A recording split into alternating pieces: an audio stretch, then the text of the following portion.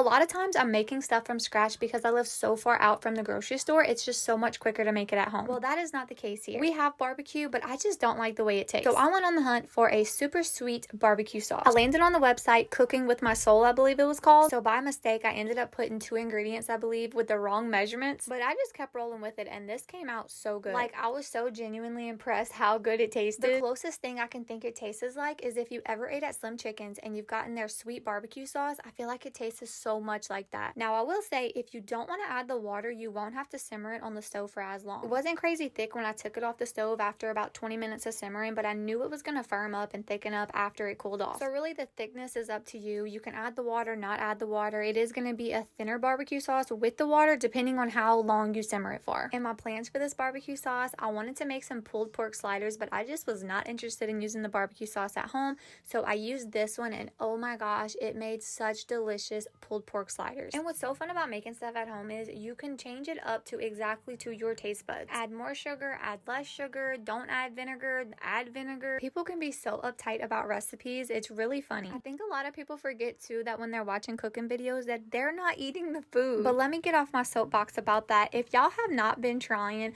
the pork loins that come in the pre-packaged, and sometimes they'll be like apple smoked, peppercorn, let me just go on and tell you, y'all are missing out. The best way to bake it is you bake it at 425 degrees. Put it in a cake pan. You can put a little butter if you like, put it with some potatoes, some carrots, put a little more seasoning on top, and then you bake it for 30 minutes. You take it out, cover it with aluminum foil, and let it sit for about 10-15 minutes. You are gonna have the softest, juiciest pork loin ever. That's how I baked this one, and oh my gosh, it was just to die for. I ended up baking some homemade quick rolls to pair them with the pork. Match made in heaven. Be sure to let me know what you think of this barbecue sauce if you get a chance to try it out.